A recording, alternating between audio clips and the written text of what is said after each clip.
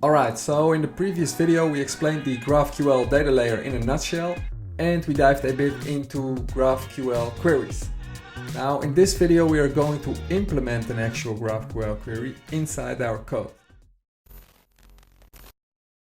Alright, now to be a bit more specific, what we're going to do is that inside this Gatsby config we have some metadata, and we're going to pull this metadata in, and we're going to use it inside our layout component via a so-called static query.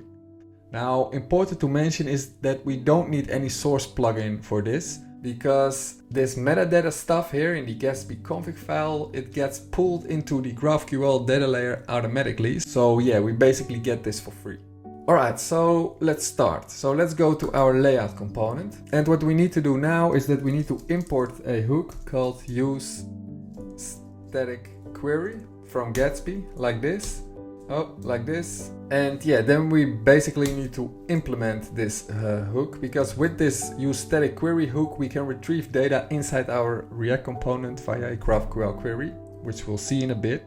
But before we do that, it is important to mention that in Gatsby we have static queries and page queries. So static queries can be used inside components and inside pages. However, page queries, as the name suggests, can only be used in pages. And we will see that in an upcoming video. For now we simply focus on static queries. So let's go to the layout component and let's implement our useStaticQuery. So we can simply do it like this, and then this useStaticQuery hook expects a GraphQL query as an argument. But how should this GraphQL query looks like? Well, let me give you a free tip, but first you need to press the subscribe button and the like button. Alright, I'm joking. We can go to localhost 8000, and where is it? This here. So this is basically the GraphQL playground, which we also saw in the previous video. So let's very quickly create the query here to retrieve this metadata that we see here. So in order to get the site metadata, we can simply go to the site field that we see here, and then we go to site metadata, and then we select the fields that we want. Now we can select the author description, site URL, and the title, but for in this specific video we are only interested in the title.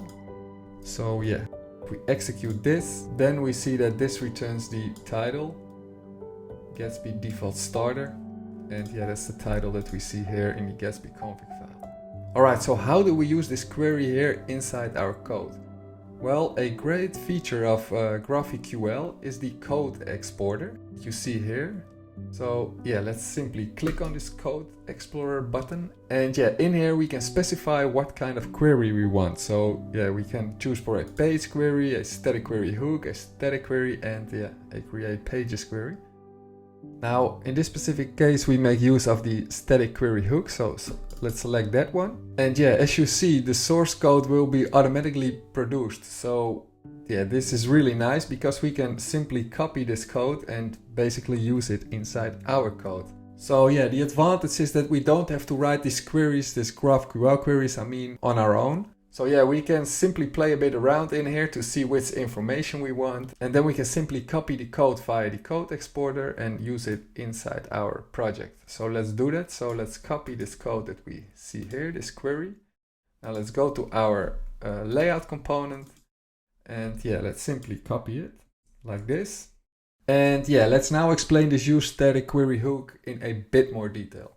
So what do we see here? Well, first of all, we see this query here that is placed inside backticks, so this part here.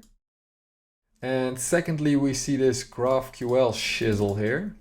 Now, important to mention is that we need to import this GraphQL shizzle here, like this. Alright, but what is this GraphQL thing that we see here? Well, this GraphQL thing that we have specified here is called a tag template literal. But actually this is nothing more than saying to Gatsby, yo bro, we have this string right here, but this string is actually a GraphQL query. So parse this string as a GraphQL query, please. So yeah, I hope this makes sense. And then this useStaticQuery, yeah, it simply returns the result of our query. And yeah, we catch that inside a variable called data. Now, how do we use this data inside our code or inside our component? So let's first create a log statement to see what this query returns. Like this. And let's now go to the browser. And let's inspect the log. Let's refresh the code. And yeah, so here, let's zoom in a bit. Where is it? Yeah, so here we see what the query returns. And yeah, that is actually the site metadata and then the title. So yeah, we basically see that the exact same is returned as we see in GraphQL. So we have the site metadata, and then we have the title. Now let's use this title inside our layout component. So remember, we catched the result in this data variable, and then we simply get the site and then the site metadata.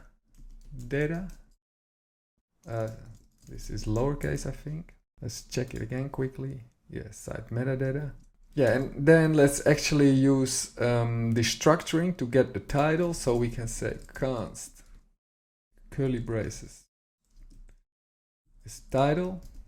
And then let's remove this log here. And yeah, let's now use this title inside our footer. So inside the footer, we can simply say, instead of foo, we use the title here like this. And if we now go to the browser and let's close this, and if we refresh the code, then we see that the title inside the Gatsby config file is used inside our footer. Alright, so let's now use the same title that we see here, also here inside our navbar. So that's pretty easy. We give this navbar a title prop, like this, and then we pass in the title. And then also here in the navbar, we specify the title prop, like this. And then instead of foo, here we use the title prop, like this. Alright, and if we now go to the website and we refresh it, then we see that we have this one here, but this doesn't look that nice. That's because of the styling. However, let's simply change this here in the Gatsby config back to foo. So let's change this Gatsby default starter back to foo, like this. And if we now go back to our website and we refresh it, bam, we see that it's foo again. Alright, so yeah, that is it. And yeah, as you see, it's pretty easy to use the useStaticQuery hook, especially because we can use the code exporter. So yeah, I hope you liked the video. Now in the next video, we dive into a Gatsby component called static image. So I'll see you in the next one.